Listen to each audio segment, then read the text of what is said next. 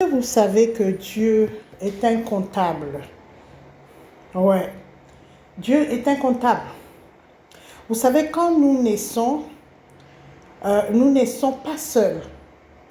C'est vrai, dans la chair, nous sommes seuls. Comme on dit, on est né chacun, tout à fait d'accord. Même quand on est jumeaux, chacun naît, hein? Et puis chacun a sa personnalité, chacun a son avenir, etc., son étoile, son chemin à suivre, etc., etc. Mais nous ne naissons pas seuls. Pourquoi? Nous naissons avec une flopée d'esprits qui vont nous accompagner tout au long de notre vie. Parmi ces esprits-là, il y a d'abord nos esprits familiaux. Il y a les bons esprits familiaux, il y a les mauvais esprits familiaux. Et nous avons autorité sur ces esprits familiaux-là.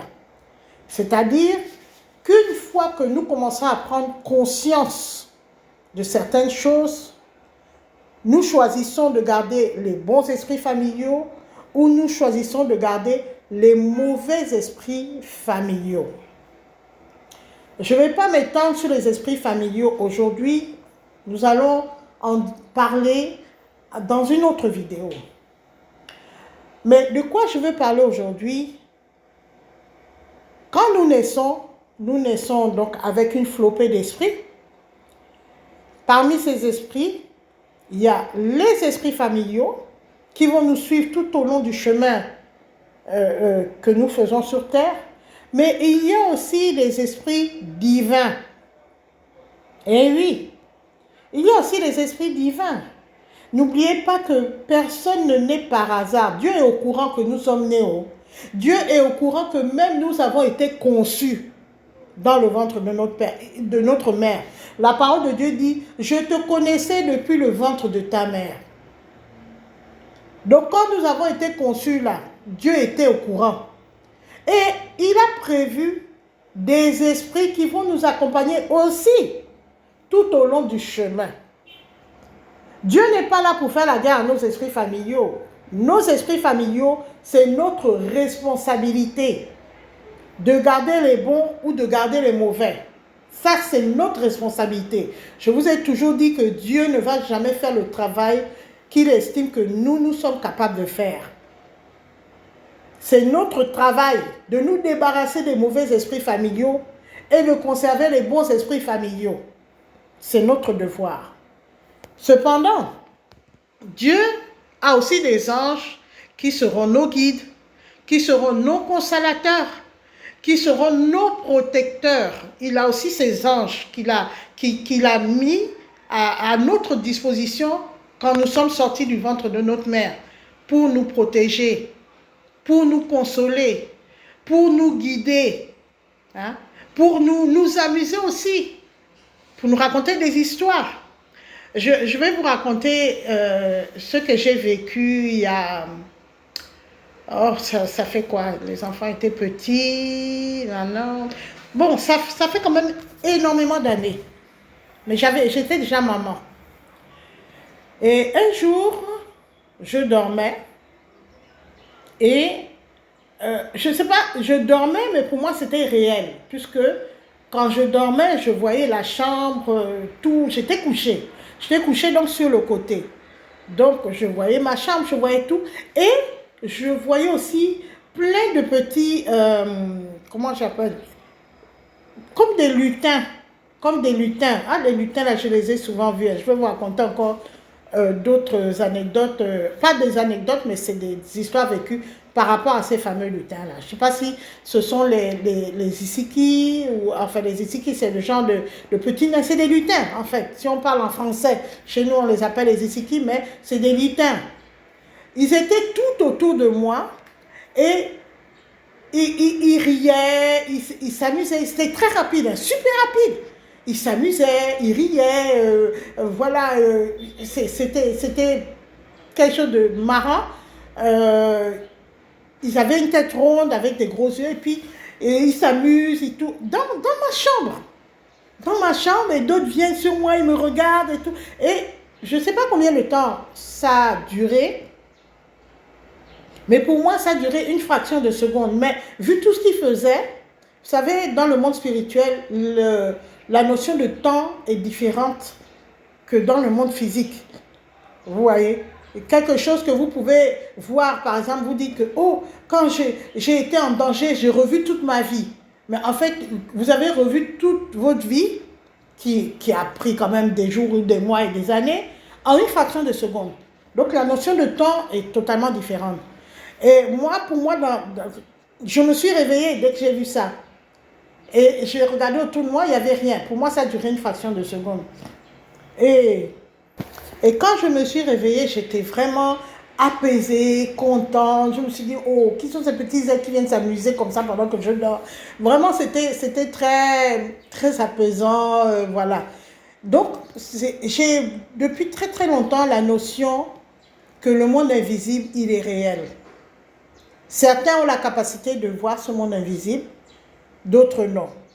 N'allez pas chercher vous-même à voir ce monde invisible, parce que moi je connais les sorciers. Il y a les sorciers qui m'écoutent, vont dire, oh moi je vais aller pratiquer pour voir le monde invisible, moi aussi je veux voir, moi aussi. Non, c'est Dieu qui révèle les choses à chacun selon sa volonté. Par exemple, moi, ça m'arrive de voir le monde invisible, mais je ne le vois pas toutes les 5 minutes. Je ne veux pas dire, oh, aujourd'hui, je veux voir le monde invisible. Ok, non. Dieu est souverain. C'est lui qui, de temps en temps, va vous montrer le monde invisible parce qu'il sait que, en vous montrant le monde invisible, là, ça va vous consoler ou ça va vous... Je ne sais pas dans quel état j'étais avant de voir ces petits lutins. Peut-être j'étais triste, je ne sais pas. Moi, je ne me rappelle plus. Ça fait tellement, tellement longtemps. Mais par contre, j'ai une autre histoire que là, j'ai vu le monde invisible, j'étais très triste. Et ils m'ont sauvé la vie, ils ont sauvé la vie d'une de mes filles. Je crois que je vous l'ai raconté, mais j'en ferai carrément une vidéo. Il faut que vous compreniez beaucoup de choses. Pour le moment, Dieu ne m'a pas dit de faire la vidéo, donc je ne la fais pas. Quand il me dira de le faire, je le ferai. Je n'ai pas l'inspiration pour cette vidéo, donc je ne la fais pas. Donc, je reviens au sujet de ma vidéo. Le monde invisible existe. Donc Dieu, quand il nous fait naître, il nous assigne deux principaux, enfin selon ma compréhension, deux principaux. Il nous assigne une flopée d'anges, d'accord? Ce qu'on dit esprit. Mais parmi tous ces anges-là, il y a deux principaux anges qu'il ne faut jamais ignorer, qu'il faut toujours garder dans sa conscience. Qui sont-ils? Le premier, ce que tout le monde aime. Ah, moi j'ai ça, oh oui, c'est l'ange qui nous guide. Pas d'abord l'ange qui nous protège, mais l'ange qui nous guide. Pourquoi je dis ça? Parce que l'ange nous protège, parce que nous mettons les pieds là où il ne faut pas. Donc il est obligé de nous protéger. Ah, mon enfant, pourquoi tu as mis le pied dans la fourmilière là? Ah, enlève le pied là. Hein? Ouais. Ou mon enfant, pourquoi tu as fait cette mauvaise chose à cette personne? Je te protège pour qu'on ne te fasse pas du mal. Mon enfant, pourquoi tu es dans cette famille sorcière là? Je te protège. D'accord, ok, ça c'est autre chose. Mais l'ange gardien, l'ange qui nous guide, il est fondamental. Parce que c'est cet ange-là qui va nous dire, mon enfant, aujourd'hui, tu vas croiser une personne, la personne X.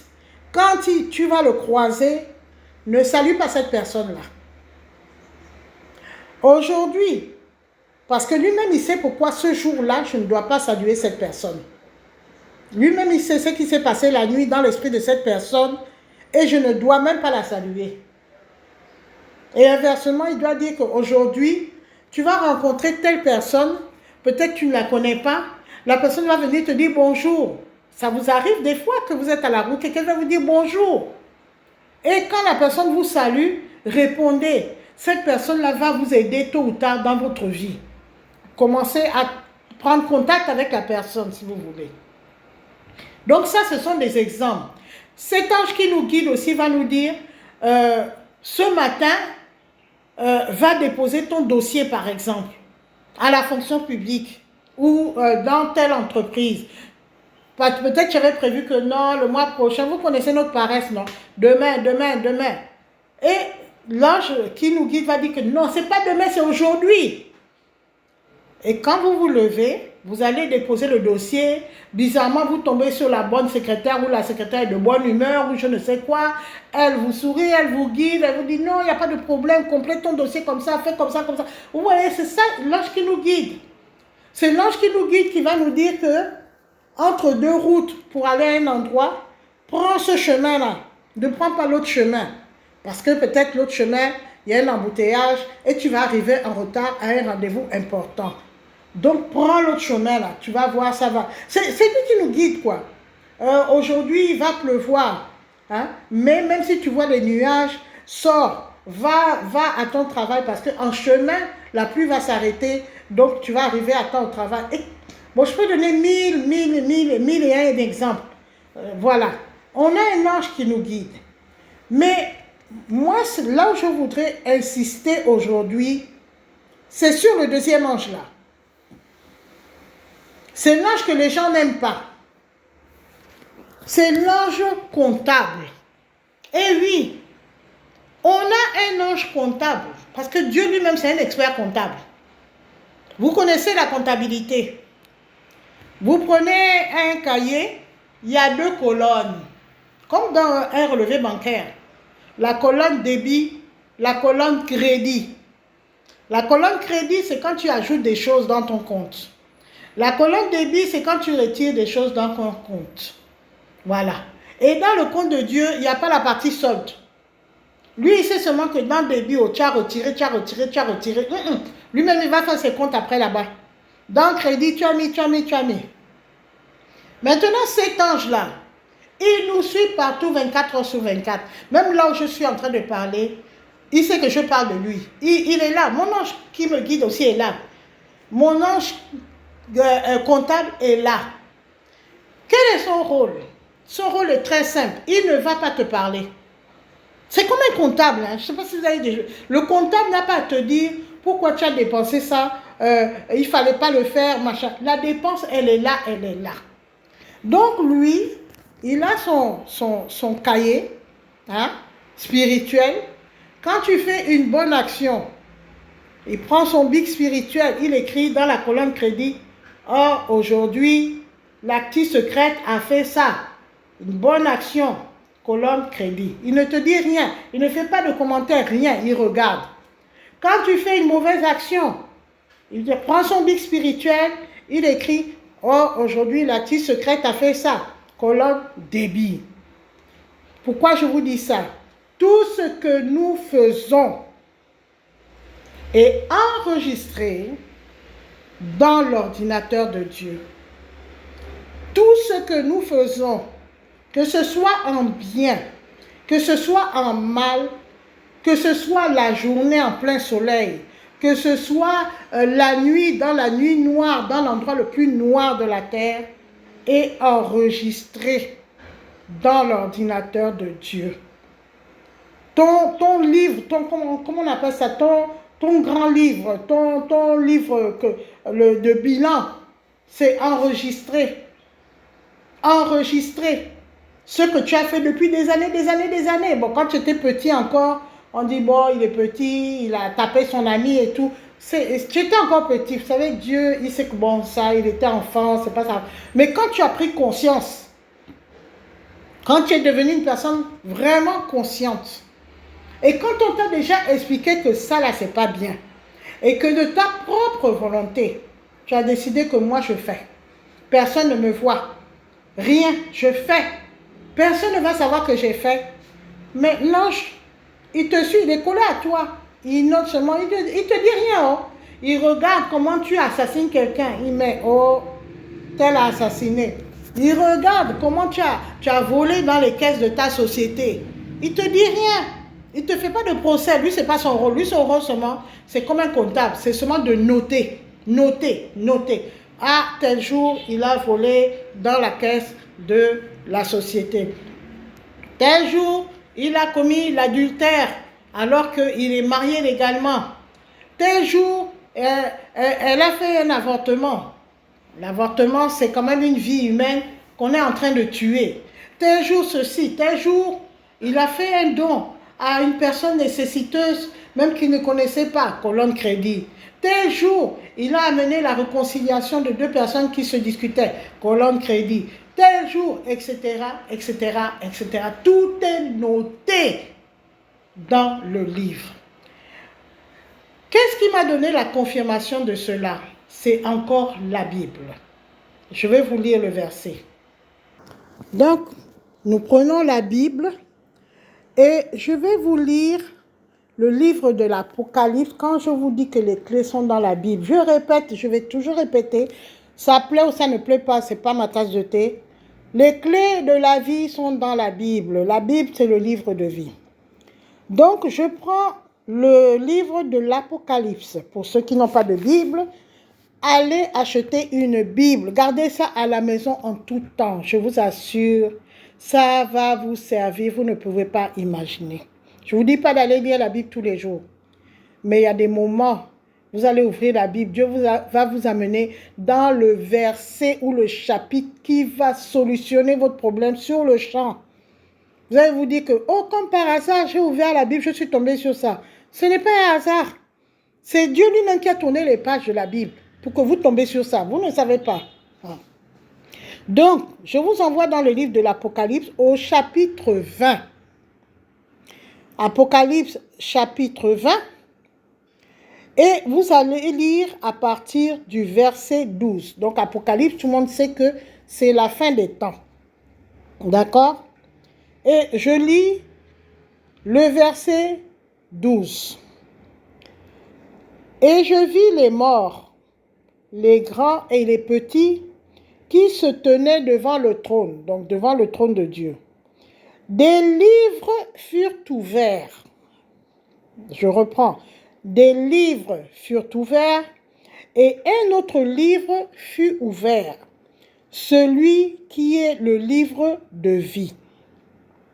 Et les morts furent jugés selon leurs œuvres, d'après ce qui était écrit dans ces livres.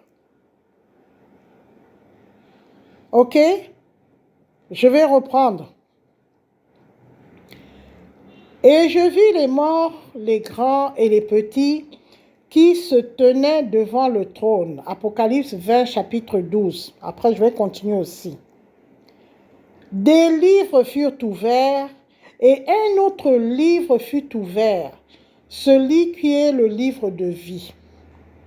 Et les morts furent jugés selon leurs œuvres, d'après ce qui était écrit dans ces livres-là. Verset 13. La mer rendit les morts qui étaient en elle, c'est-à-dire ceux qui se sont noyés, ceux qui sont morts dans l'eau. La mort et le séjour des morts qui les rendirent les morts qui étaient en eux, c'est-à-dire ceux qui ont été enterrés dans la terre. Donc tout ce que le monde, l'univers compte de morts. Vous avez les morts qui se sont morts noyés, qu'on n'a pas retrouvé les corps, et les morts qui sont enterrés dans la terre. Je reprends le verset 13. La mer rendit les morts qui étaient en elle, et la mort et le séjour des morts rendirent les morts qui étaient en eux. Et chacun fut jugé selon ses œuvres. Puis la mort et le séjour des morts furent jetés dans les temps de feu. C'est la seconde mort, les temps de feu. Quiconque ne fut pas trouvé écrit dans le livre de vie fut jeté dans les temps de feu. Pour expliquer ça, laissez-moi, aujourd'hui je suis pasteur. Pasteur la petite secrète. Bon, bref, vrai pasteur, hein, pas faux pasteur. Je reviens sur l'explication de cette partie, Apocalypse chapitre 20, verset 12, donc au verset 15. On nous dit dans le verset 12 qu'il y a deux catégories de livres. Il y a des livres et il y a un livre de vie. Le Seigneur m'a révélé, et ça fait plusieurs années, le Seigneur m'a révélé que des livres-là, c'est le livre comptable de chaque personne sur la terre. Ça veut dire que s'il y a 7 milliards d'habitants, il y a 7 milliards de livres comptables. S'il y a un autre qui est en train de naître là, il y a 7 milliards 0001 de livres comptables. Il y a un autre qui naît 002 de livres comptables. Tout le monde naît avec son ange comptable qui l'accompagne et qui est chargé de noter tout ce que nous faisons dans le livre, dans notre livre personnel. Maintenant, vous avez un autre livre. On a parlé des livres comptables, mais d'un seul livre de vie. Ce qui veut dire que les anges comptables, mandatés par Dieu auprès de chaque individu sur la terre, rendent compte à qui? Rendent compte à leur mandataire, rendent compte à Dieu qui lui possède un livre. Dans ce livre-là, il y a ceux pour qui la colonne crédit, c'est bon. Et ceux pour qui la colonne débit, c'est mauvais. Disons que dans ce livre, on peut dire quoi?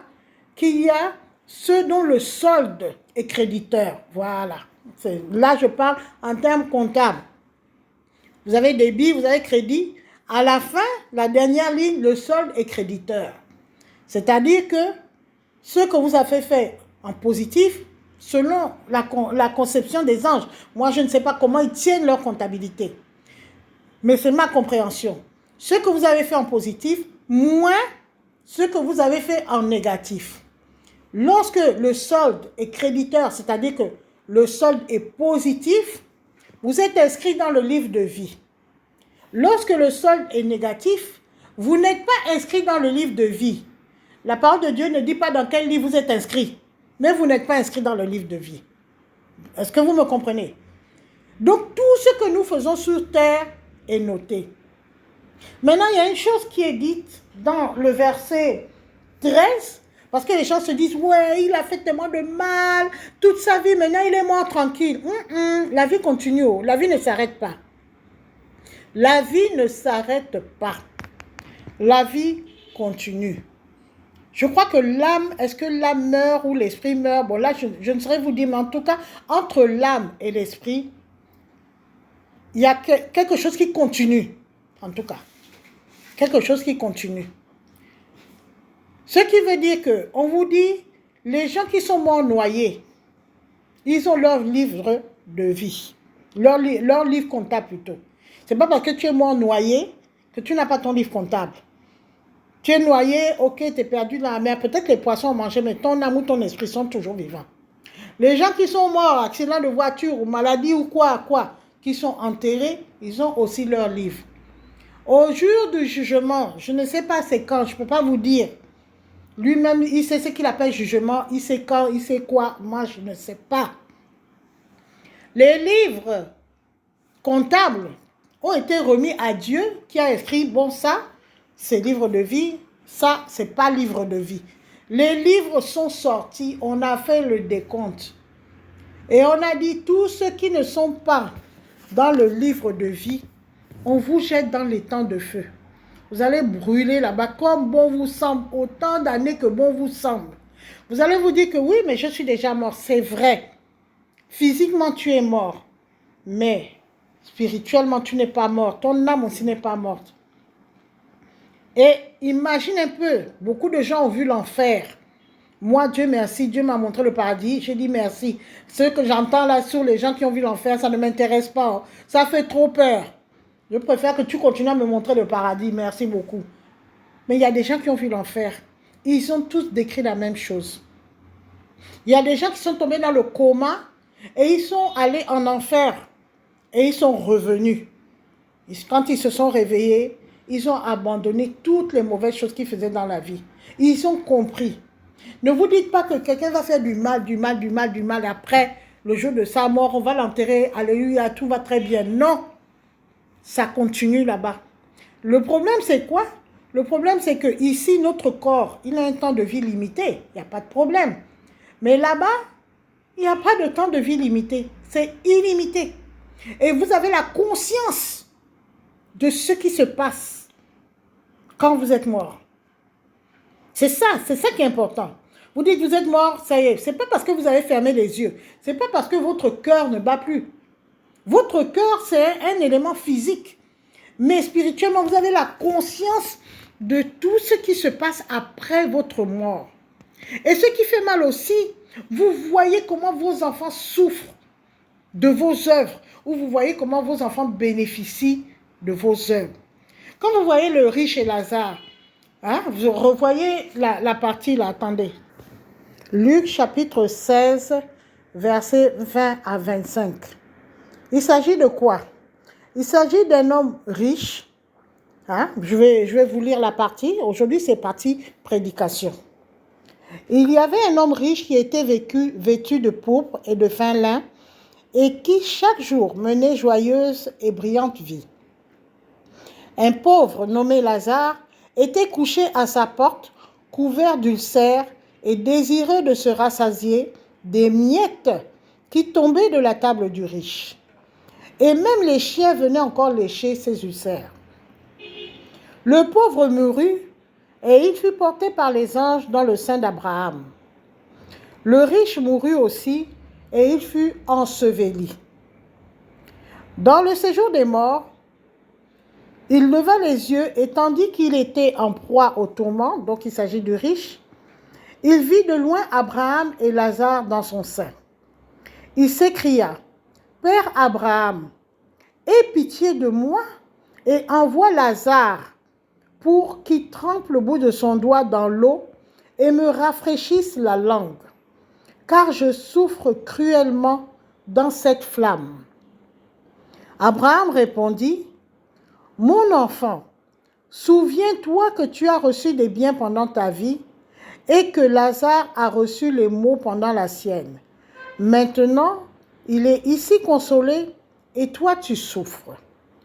D'ailleurs, il y a entre nous et vous un abîme, afin que ceux qui voudraient passer d'ici vers vous ou de là vers nous ne puissent le faire. » Verset 27, le riche dit, « Je te prie donc, Père Abraham, d'envoyer Lazare dans la maison de mon père, car j'ai 5 frères.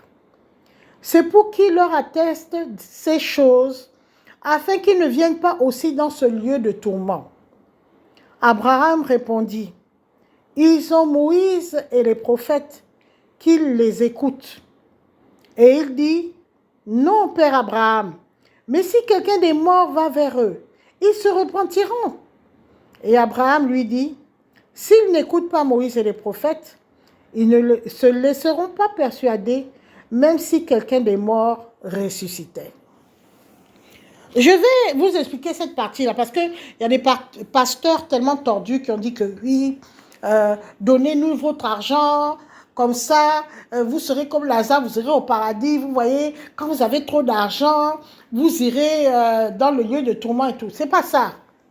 Ça n'a rien à voir avec ça. Il s'agit de quoi? Il s'agit de 2 personnes, dont une personne est aisée. On suppose que cette personne a commis beaucoup de péchés. Je ne dis pas qu'elle est aisée parce qu'elle a commis des péchés. Ne faites pas l'amalgame. Ce n'est pas ça le thème. La personne est à l'aise, a commis beaucoup de péchés parce que s'il était bien, je ne vois pas pourquoi il n'est pas monté au ciel aussi. Il a commis beaucoup de péchés, il a de l'argent. Vous savez, le genre qui devient riche parce qu'il fait le trafic de substances illicites, il fait les crimes rituels, il fait la corruption. Vous voyez ce genre de personnes-là, c'est de ça dont je parle. Je ne veux pas dire que tous les gens qui sont aisés ont fait des péchés. Ça, c'est les interprétations des pasteurs qui ne comprennent absolument rien. L'argent n'est pas signe de mauvaises actions. La preuve en est que Jésus était riche. Non, on parle de Lazare qui mangeait, et puis il avait des chiens, et puis au pas de sa porte, il y avait quelqu'un qui était nécessiteux. On suppose que le nécessiteux là était déjà inscrit dans le livre de vie. Comme je viens de vous expliquer, son agent comptable a fait, il a fait les comptes soldes positifs, ok, livre de vie. L'agent comptable du riche, il a fait, solde négatif, ok, tu n'es pas dans le livre de vie. Et la parole de Dieu nous dit qu'à la mort des 2, ils n'ont pas pris le même chemin. Je vous ai dit que quand vous mourrez, Il n'y a pas que, oh, il y a un tribunal, il y a un avocat qui va venir dire que non, même s'il a tué, c'est parce que, comme on voit dans le monde actuel là, que même si vous êtes le plus grand criminel, vous avez tué, vous avez violé, il suffit que vous ayez un bon avocat et vous êtes innocent. Vous êtes innocent, innocent totalement. Dans le monde de Dieu, il n'y a pas ces histoires-là. Il n'y a même pas de tribunal. D'accord? Vous allez, vous-même, vous saurez où vous irez. Par rapport à ce qui est écrit, est-ce que vous êtes dans le livre de vie? Non. Toi-même, tu regardes. Ce n'est même pas quelqu'un qui va te dire que, oh, viens, on va chercher ton nom. Non, toi-même, tu regardes que, oh, mon nom n'est pas dedans. Oh, voilà ma route. Donc, à la mort de Lazare et à la mort du riche, les deux n'ont pas pris la même direction. Les deux sont morts. Les deux ont été enterrés dans le sol. Mais les deux n'ont pas pris la même direction. Les deux, pas physiquement, mais l'âme des deux n'a pas pris la même direction. Que ce soit l'âme ou l'esprit. Là, je ne maîtrise pas encore cette notion. Lazare est monté au ciel dans le sein d'Abraham. Donc, il est monté dans le ciel. C'est vrai que le ciel, c'est le paradis. Mais pour le riche, on vous dit, je reprends le verset 22, pardon, c'est important. Le pauvre mourut et il fut porté par les anges dans le sein d'Abraham. Le riche mourut aussi et il fut enseveli. Vous voyez, l'autre a été enterré là-bas dans un endroit que tu n'iras pas dans le sein d'Abraham. Parce que quand vous regardez dans le verset 26, il dit, il y a entre nous et vous un grand abîme qui fait que ceux qui sont dans le sein d'Abraham ne peuvent pas atteindre ceux qui sont dans le séjour des morts. Et inversement, séjour de mort qui équivaut au séjour des tourments. Alors qu'est-ce qui s'est passé? Les deux sont morts, ils ont pris des directions différentes. Et là où se trouve le riche, la souffrance est telle, on appelle ça lieu de tourment. Vous-même, ça veut tout dire. La souffrance est telle, brûlée. C'est-à-dire que le genre de brûlure que tu brûles, mais comme ce n'est pas un corps charnel, vous comprenez? C'est pas que tu brûles, ok, il y a les cendres et puis on jette. Ce n'est pas un corps charnel, c'est un corps spirituel. Le corps spirituel n'a pas de cendres. Vous comprenez? Le feu qui brûle là, c'est pas comme le feu qui est ici. Donc c'est pas la même chose. Mais ça brûle à tel point que le riche, quand il a levé les yeux comme ça, bon, c'est comment dirais-je? C'est une expression. Je ne peux pas dire plus que tu es dans le lieu des tourments, tu lèves les yeux, bonjour, ça va? Non. Mais c'est une façon de parler pour expliquer la situation. Il a levé les yeux, il a vu Abraham, il a vu Lazare. Il dit, hé, là-bas où je vous vois, c'est tellement bien, oh, c'est tellement joli, oh. Vous ne souffrez pas. Il y a l'eau partout, il y a la fraîcheur. Pardon, mouille un peu ton doigt. Viens un peu me donner un peu d'eau. Tellement je souffre ici dans le brûlé. Pardon, s'il te plaît. Et en haut, là-bas, ils ont dit que papa, c'est pas possible. Oh. Parce que la distance là, même si je veux venir t'aider, je ne peux pas. Parce que c'est impossible. Le précipice là est trop grand. Entre là où tu vis et là où nous sommes, c'est impossible. Et toi aussi, tu ne peux pas venir nous rejoindre même 5 minutes pour te rafraîchir et repartir. C'est impossible. Et c'est comme ça que le riche a dit, bon, je sais que je suis condamné. Mais j'ai encore mes frères à la maison qui sont encore vivants. Pardon. Allez leur dire que ici, là, c'est trop fort. Allez leur parler pour leur dire que faites tout pour vous trouver dans le livre de vie. Allez leur parler parce que je ne veux pas que mes frères que j'aime beaucoup viennent aussi dans ce lieu de tourment. C'est comme ça qu'Abraham a répondu que, ah papa, du moment où ils sont nés jusqu'au moment où ils vont mourir, il y a Moïse et les prophètes et les tout. Moïse et les prophètes, c'est quoi? C'est les pasteurs, les vrais pasteurs bien sûr, les prêtres, les vrais prêtres, les imams, les vrais imams, Il y a ton voisin qui te dit, oh mon frère, ça là ne fait pas, c'est pas bon. Il y a ton père, ta mère qui dit, oh mon enfant, faut pas voler dans les caisses de ta société, c'est pas bon. Il y a ta femme qui dit, oh mon chéri, faut pas me tromper, l'adultère, c'est pas bon. Il y a ton mari qui te dit, oh ma femme, faut pas me tromper, c'est pas bon. Il y a tellement de gens tout au long de ta vie sur terre qui vont venir te parler. C'est comme ça qu'Abraham a dit que si avec tout ce monde-là qui va parler à tes frères ne se retrouvent pas dans le livre de vie, à quoi ça sert que moi je vienne parler?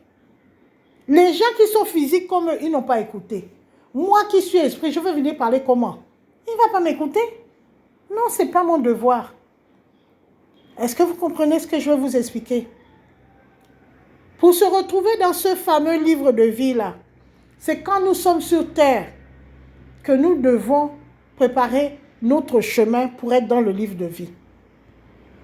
C'est quand nous sommes sur terre. C'est pas moi je n'aime pas trop les histoires de messe, comment on appelle, je trouve que c'est de l'amusement, c'est de la comédie. Excusez-moi, je suis ni catholique, ni église de réveil, ni musulman, ni quoi que ce soit. Moi, je crois en Dieu. J'étais avant dans l'église catholique, j'ai été éduquée à l'Immaculée Conception, au lycée. Après, je suis allée dans les églises de réveil où j'ai appris à vraiment lire la Bible. Ça m'a vraiment éveillée, ça m'a vraiment ouvert les yeux. J'ai quitté l'église de réveil parce que j'ai vu que la marmelade que les pasteurs font, là, vraiment, ça me dépasse. Ça m'a carrément découragée. Je suis avec Dieu. Dans l'église catholique, il y a ces fameuses messes-là de mort du 7e jour, mort du 14e jour, mort de machin, pour le repos de l'âme de notre enfant. C'est bien, je comprends. Les prêtres, l'église catholique ne vous a pas expliqué pourquoi on parle de repos de l'âme. Parce que vous pouvez vous dire que mais la personne est déjà morte, on parle de quoi encore? C'est parce que le prêtre, il sait qu'après qu'on t'a enterré là, dans ton cercueil ou à même la terre ou quoi, il y a une autre vie. Et il demande des prières pour que là-bas, les tourments là ne soient pas trop forts, pour que ton âme se repose. Pardon, vous les enfants de la personne là, allez prier pour que l'âme de la personne là se repose. Pourquoi je dis que c'est une comédie? Premièrement, nous ne sommes plus vraiment, nous n'avons plus la gestion de ce qui se passe une fois que la personne est enterrée, que son corps est mangé par les asticots et que son âme ou son esprit a pris la direction soit des tourments, soit du sein d'Abraham. Nous n'avons plus autorité, nous n'avons pas autorité, même si c'est notre propre enfant qu'on a accouché. S'il est mort là, ce n'est plus de notre ressort. Ce n'est plus de notre ressort. Est-ce que vous comprenez? C'est lui-même avec Dieu, ils vont régler leur comptabilité là-bas. Nous, on ne peut plus rien faire. C'est ça qui est important. C'est pour ça que quand la personne est vivante, le prêtre catholique devait dire que laissons les morts enterrer les morts comme Jésus a dit. Ils sont déjà morts, laissez-les là-bas. Eux-mêmes, ils vont régler leur compte avec Dieu. Lui-même, il sait. Dieu lui-même sait qui est dans son livre de vie. Nous, là, on ne connaît même pas le livre de vie. Là, c'est un livre spirituel. On ne peut rien faire. Mais le prêtre devait dire messe pour changer les âmes des gens qui sont vivants. Parce que c'est de ton vivant que tu prends le chemin du tourment ou le chemin de le sein d'Abraham. C'est de ton vivant. C'est pas quand tu es mort. Quand tu vois ton enfant ou ton mari ou ta femme fait les péchés, tu es là, tu ne dis rien. Ou tu es là, tu approuves. Ou toi-même, tu participes à ces péchés-là. Tu sais déjà quel chemin tu vas prendre le jour de ta mort. On pourra faire les messes autant qu'on veut, même un milliard de messes pour le repos de ton âme. On n'a pas autorité, ni même le prêtre de l'église catholique n'a autorité, ni même le pape. Personne n'a autorité sur ce qui se passe une fois que la personne a rendu l'âme. Ah, d'ailleurs même le terme « rendu l'âme », ça veut dire qu'il a rendu l'âme à Dieu, non? Maintenant, c'est Dieu qui va décider où il va aller. Ce n'est plus ça, le corps il est pourri. Donc l'âme là qui ne meurt pas, c'est l'âme. Voilà, j'ai compris. Donc l'âme là qui ne meurt pas, il rend. On dit, il a rendu l'âme. Il a rendu ça à qui? Il a rendu ça à la personne qui l'a donné au départ. Au départ, quand tu es venu au monde, je t'ai donné une âme propre qui est destinée au livre de vie. Durant tout ton chemin, tu allais mettre les saletés dedans. Tu as pris les asticots, tu as mis. Tu as pris les araignées, tu as mis. Tu as pris les cafards, tu as mis. Tout, la rancune, la colère, le mauvais cœur, le vol, la sorcellerie, l'adultère, les crimes rituels, tout ça là, c'est les asticots, les vers, les cafards, les souris. Tu allais mettre sur ton âme. Tu arrives maintenant, tu es mort. L'âme est tellement sale que Dieu dit, oh pardon, il faut aller là-bas. Tu sens mauvais. C'est de ton vivant, papa. C'est de ton vivant, oh maman. Tu fais les choses sans foi ni loi. Tu as éteint ce qu'on appelle la conscience dans ta tête. Tu fais du mal aux gens. Tu vas briser les foyers des gens. Tu dis, ouais, c'est la mode des tissa. Les tissa, maintenant, on les épouse. Mais c'est un péché. L'adultère, c'est un péché. C'est pas parce qu'aujourd'hui, ce qui est péché devient maintenant la vérité, que aux yeux de Dieu, qui est éternel, qui est immuable, qui est incorruptible et qui est celui qui ne corrompt jamais, c'est devenu maintenant quelque chose de bien. Péché, c'est péché. Que ce soit en l'an 500 ou en l'an 5000 et quelques, pour Dieu, péché, c'est péché. Tu commets l'adultère, c'est péché. Oh.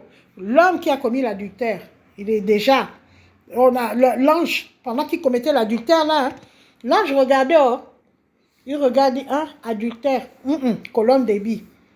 La femme aussi qui a commis l'adultère avec le monsieur marié, ah, adultère, oh, colonne débit. Voilà. Tu es allé chez les gangas pour aller prendre le mari d'autrui. Ah, il est chez Ganga, fait sorcellerie, colonne débit. Ah, c'est comme ça. Tu es rentré à la maison, tu as bastonné ta femme. Hein? Oh, il a bastonné sa femme. Mon Dieu, colonne débit. Pendant que ton patron n'est pas là, tu as volé dans les caisses de la société. Tu as regardé à gauche, tu as regardé à droite. Tu as dit, personne ne me voit. Personne ne me voit. Tu as oublié que l'ange qui est à côté de toi, qui est collé à toi, il a vu. Tu as oublié que la mouche qui a circulé là, elle a vu. Je vous ai dit que toute la création, et ce sont les témoins de Dieu. Dieu a ses yeux, ses oreilles partout. C'est lui qui a créé la création. Créé la création. Effectivement, c'est lui qui a créé la création. Vous voyez? La mouche qui passe, même la fourmi qui était sur le billet de banque que tu es en train de voler là, tu as poussé la fourmi. C'est-à-dire, la fourmi pousse, je prends le billet, je mets dans ma poche. La fourmi, il a été témoin. Oh. Il était là, l'ange était là, la mouche qui est passée était là, le moustique qui est passé était là, le vent qui était là était là, le soleil était témoin, les nuages étaient témoins, l'eau de pluie qui tombait, peut-être il y avait la pluie le jour là, était témoin. Le cafard qui passe par terre là, pendant que tu es en train de prendre le billet, tu mets dans la poche. Il était témoin aussi. Beaucoup de témoins, oh, je te dis, si les témoins là venaient témoigner au tribunal, non, je crois qu'il n'y aurait même plus de place pour les parents des condamnés. Beaucoup de témoins, toute la création est témoin de tout ce qu'on fait. Les oiseaux qui passent dans le ciel sont témoins.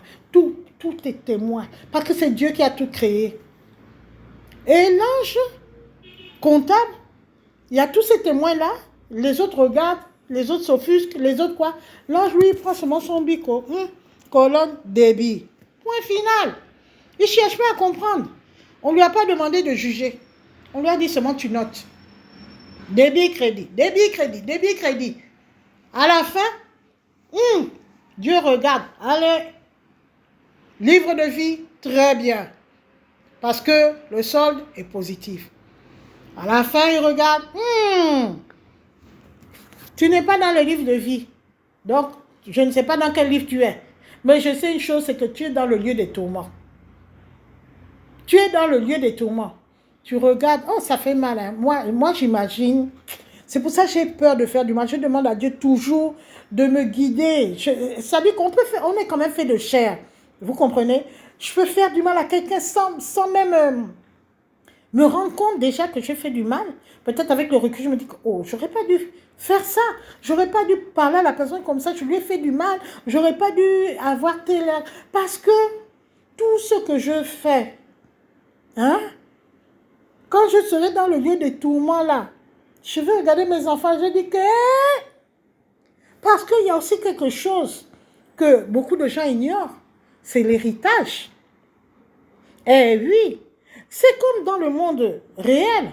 Lorsque vous avez par exemple votre parent qui a pris plein de dettes à gauche et à droite, ou bien qu'il y a une société qui est en faillite, quand vous mourrez, vous allez chez le notaire. Le notaire dit quoi? Venez pour l'héritage. Tout le monde dit, ouais, on aura l'héritage. Ouais, il y a héritage. Donc le papa avait les maisons quelque part. Pourquoi on nous appelle? S'il n'y a pas d'héritage, on ne va pas nous appeler. Non, allez, allons. Vous voilà assis devant le notaire. Déjà tout en train de jubiler que oui. Il y a même des gens qui ont déjà fait même le projet que oui, quand moi j'aurai l'héritage, je vais hériter de la maison où habitait le vieux. À ce moment-là, je vais payer ma voiture. Ou comme tous les hommes. Hein. Les hommes, c'est pas compliqué. Quand j'aurai l'argent, je vais payer une belle voiture. Je vais aller draguer la jolie fille métisse là que je vois depuis que je n'arrive pas à draguer. Voilà. Les femmes, elles vont dire que moi, quand j'aurai l'héritage, il y a des femmes réfléchies qui vont dire que non, je vais payer une bonne école pour mes enfants, je vais faire ça pour mes enfants. Ça, beaucoup de femmes réfléchissent comme ça. Le gros de leur argent, c'est pour leurs enfants. Mais il y a d'autres. Non, quand j'aurai mon héritage, je vais me payer une belle voiture, je vais m'acheter des perruques de 500 000, je vais blaser dans le quartier. Donc, tout le monde est assis là. Le notaire est là, il les regarde. Voilà le testament de votre père. Et il a les dettes là-bas. Oh, il avait pris quoi? Crédit là-bas à la banque, il n'a pas remboursé. Il a les dettes de l'autre côté là-bas, il a fait ça. Il n'a pas remboursé. Et sa société était en faillite, il doit aux impôts. Il doit payer les impôts. Et non, parce que les dettes ne s'en vont pas. Oh. Quand la personne meurt, les dettes ne meurent pas. Tu dois à quelqu'un, c'est normal. La personne t'a prêté de l'argent. Il faut qu'il récupère son argent parce que sinon lui aussi va tomber en faillite parce que toi tu as été irresponsable. Non. Maintenant, c'est les enfants qui vont rester à payer les dettes de leurs parents. C'est ça, il y a l'héritage positif, il y a l'héritage négatif. Eh bien, au niveau spirituel, idem. Je vous ai dit que le monde est double, le monde c'est deux. C'est-à-dire qu'il y a la partie physique et il y a la partie spirituelle. Mais la partie spirituelle prédomine. Parce que c'est celle-là qui est en connexion directe avec Dieu. Elle prédomine sur la partie physique. Ce qui veut dire que tout ce que vous faites, que le monsieur le comptable, l'ange là, le fameux ange là que j'en aime pas, il note au crédit, au débit, crédit, machin, tout ce qui va ressortir de là, ce sont vos enfants qui vont en hériter. Quand c'est bien, gloire à Dieu. Parce que quand c'est bien, toi-même, tu te retrouves dans le sein d'Abraham. Tes enfants vont hériter déjà. Ils vont commencer leur vie avec toute cette partie de crédit-là. Donc, ils vont commencer avec un bagage créditeur. D'accord? Et s'ils ajoutent encore du crédit, mais le livre de vie, c'est assuré pour eux. Assuré pour eux. Alors là, les anges autour de la personne, là, comme c'est pas possible. On dit que, mais pourquoi la personne, là, il a des chances comme ça? Non, moi, je ne comprends pas et tout. Il faut comprendre, oh. C'est parce que le papa, l'arrière-grand-père, le machin, ils ont laissé tellement de crédit, tellement d'héritage créditeur que les enfants sont hérités d'une grande fortune au niveau spirituel. Une grande fortune. Mais il y a aussi l'autre côté. Vous allez voir des gens que je ne comprends pas pourquoi, pourtant, la personne là, elle a un bon cœur et tout, mais sa vie ne fonctionne pas. Il a toujours que les problèmes. Mais c'est parce qu'il y a l'héritage débiteur de son père, son grand-père qui était le plus grand sorcier du quartier, son père qui a hérité de la sorcellerie, etc. Ça, c'est héritage débiteur. Donc, il faut que tu payes les dettes. Quand ton père a tué dans le secret quelqu'un, hein, il faut que tu payes la dette là aux enfants de la personne que ton père a tuée. Tu dois encore dans la famille.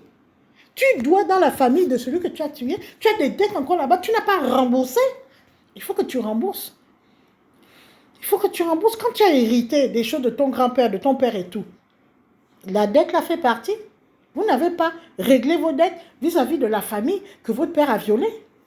Vous n'avez pas réglé vos dettes vis-à-vis de la famille que votre grand-mère ou votre arrière-grand-mère a détruite parce qu'elle voulait voler le mari d'autrui, elle est allée chez les féticheurs, et puis jusqu'à la femme est devenue morte, tout le foyer s'est séparé, les enfants sont tristes et tout. Vous avez une dette vis-à-vis de cette famille-là.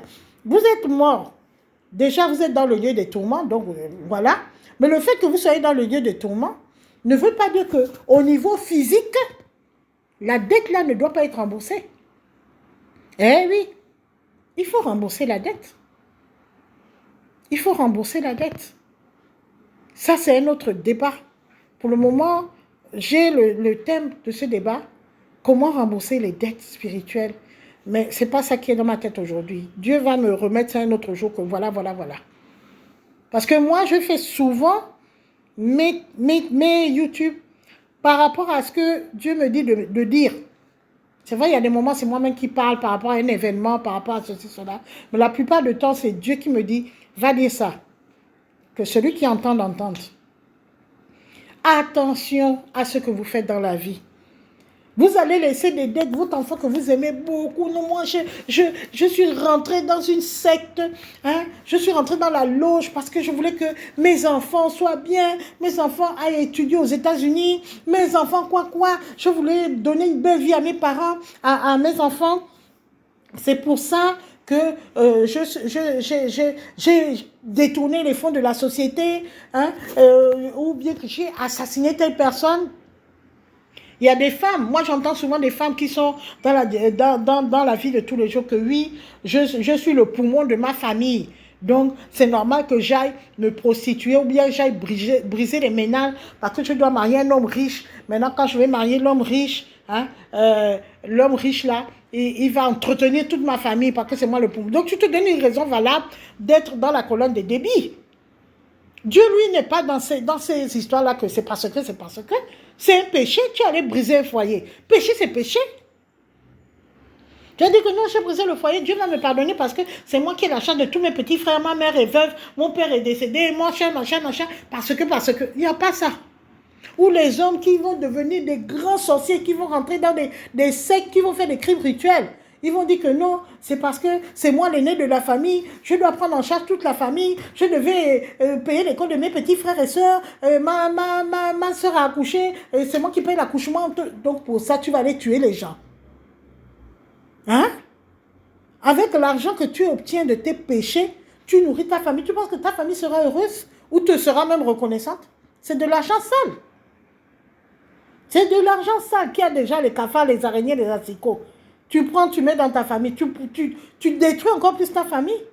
Mais maintenant, quand tu meurs, ce que tu as fait comme péché, là, c'est des dettes. Ce sont des dettes. Que tes enfants, que tu dis, ou tes petits frères et sœurs, que tu dis que tu as aimé beaucoup, tu les aimes comme le poisson aime l'eau. Ce sont ceux-là qui vont rembourser les dettes, là. Et tu vas voir, comme tu es dans les tourments, que ton âme n'est pas morte. Donc, tu peux voir. Tu vas voir. Comment tes petits frères que tu aimais tant, tes petites sœurs, hein, tes enfants que tu as tués pour ces enfants-là, tu vas voir leur souffrance. Toi-même, tu vas te dire que oui, oh, allez les prévenir, s'il vous plaît, allez leur dire pardon. Ne faites pas comme moi j'ai fait, parce que là où je suis là, c'est trop grave.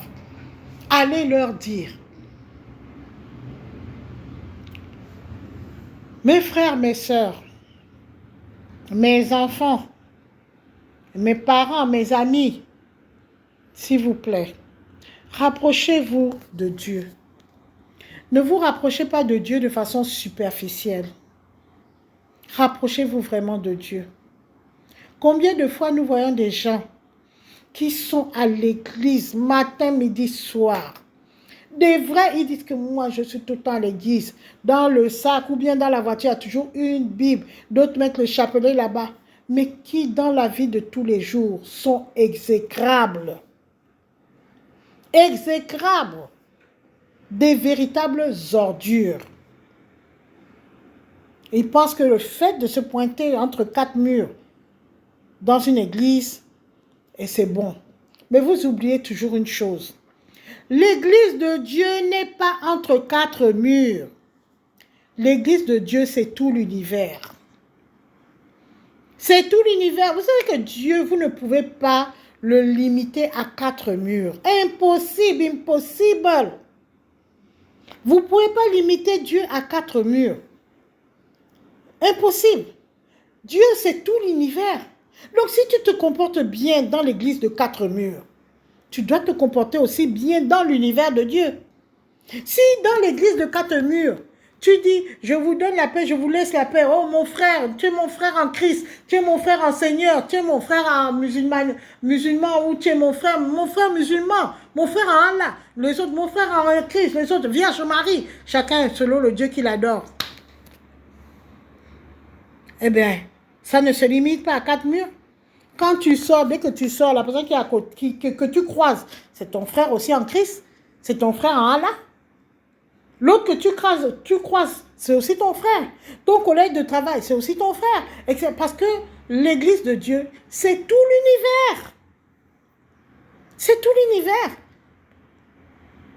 C'est ça. Si tu veux vraiment te retrouver dans le livre de vie, n'oublie jamais ça. Et si tu oublies, je te ramène dans le livre d'Apocalypse. Reviens toujours. Relis, c'est-à-dire que je vous ai dit que la Bible, ce n'est pas un livre qu'on lit et puis on a fini, on range le livre à la bibliothèque. Non, c'est un livre vivant. Relis ta Bible, à défaut d'aller parler à un pasteur, mais comme les pasteurs là, pardon, moi je ne veux plus... c'est les violeurs, c'est les tueurs, c'est les trafiquants, c'est les... Pardon, les pasteurs là ont trop déçu. Les prêtres aussi ont trop déçu. Les imams aussi ont trop déçu. Pardon. Moi, m'accrocher aux êtres humains, je ne peux pas. Je préfère parler avec Dieu direct. Relisez toujours ces parties-là.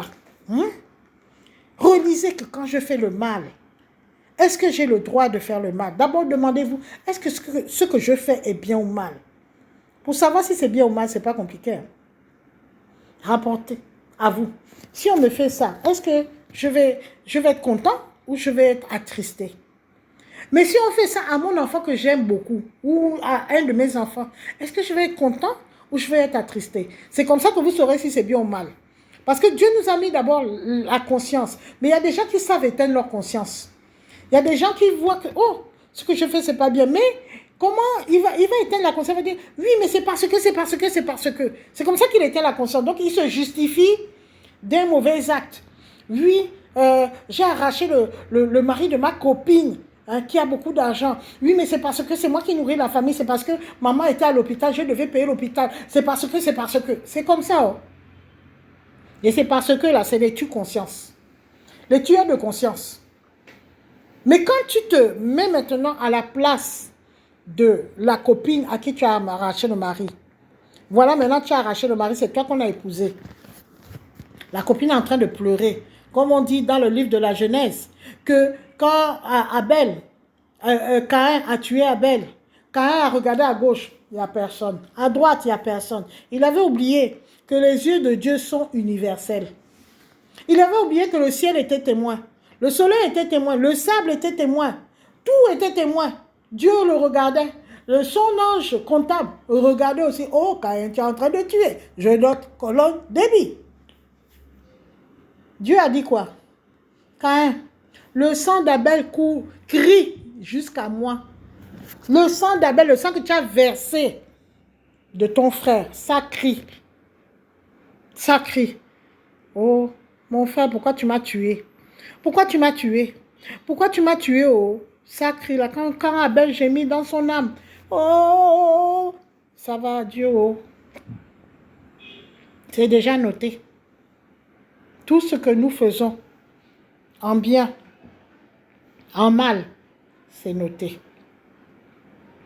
Tout ce que nous faisons à autrui, si nous n'avons pas remboursé, c'est pour ça des fois, moi quand j'étais jeune, je me disais que pourquoi la personne là qui est mauvaise comme pas possible, pourquoi Dieu ne le tue pas? Pourquoi Dieu ne le tue pas? C'est pas normal, il faut que Dieu le tue. Pourquoi il vit? Pourquoi il continue à être encore plus mauvais? Pourquoi il continue encore à écraser les gens? C'est parce que Dieu lui laisse le temps de nettoyer d'abord toute sa saleté-là avant de rentrer sous terre. Pourquoi? Pas pour lui. Parce que ce qu'il a fait, c'est déjà noté dans son livre comptable à lui. Quand tu as tué, tu as tué. Même si tu vas te repentir 1 milliard de fois, le péché, il est là. C'est déjà noté. C'est déjà noté, oh. C'est déjà noté. Dieu, là, la gomme de Dieu, là, C'est pas pour aller enlever que oui, comme on fait dans le monde physique, ton dossier où tu avais détourné les fonds, quand il y a un contrôle fiscal, le dossier a disparu. Oh, c'est parti où? Oh, on ne sait plus. Oh, oh. Ou bien le bâtiment a brûlé. Hein? Mais tous les dossiers qui étaient là-bas, oh non, ça a disparu. Non, chez Dieu, là, c'est pas comme ça. Le livre de chacun, là, le livre comptable, on ne peut pas le brûler. On ne peut pas prendre une gomme pour effacer, ni un effaceur. On ne peut pas déchirer les pages. C'est là, c'est là. Tu as tué tout.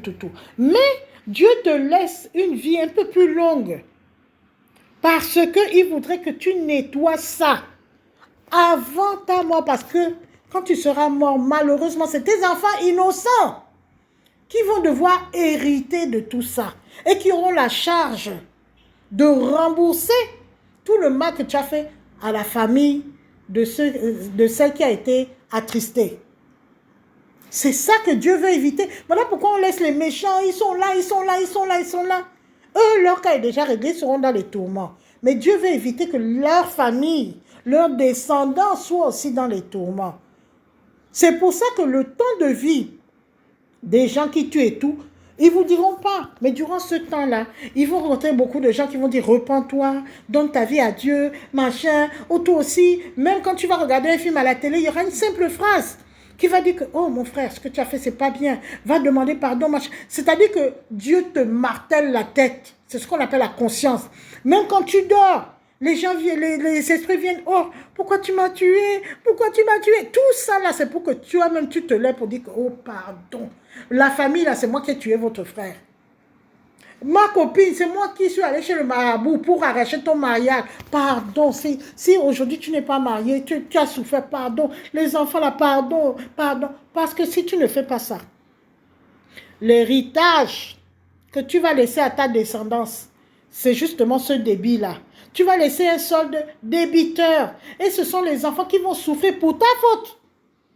Parce que quand tu rentres dans une loge, quand tu rentres dans une secte, tu as demandé autorisation à tes héritiers que, oh, je m'en vais rentrer dans une loge, dans une secte, je m'en vais faire les crimes rituels que je veux, assassiner les gens, prendre le sang et tout, pour que vous soyez heureux. Les enfants t'ont demandé ça. Parce que c'est injuste. Pourquoi les enfants devront avoir un héritage aussi nauséabond? Mais la parole de Dieu dit que les parents ont mangé les raisins verts. Et les enfants ont eu les dents agacées. Les parents ont mangé les raisins verts. Mais ce sont les enfants qui ont eu les dents pourries. Tout ça là, c'est dans la Bible. Je n'ai pas inventé. C'est dans la Bible. Allez lire votre Bible. Moi, j'ai beaucoup parlé. Ça fait 1 heure et quelques que je parle. Je pense que j'ai tout dit.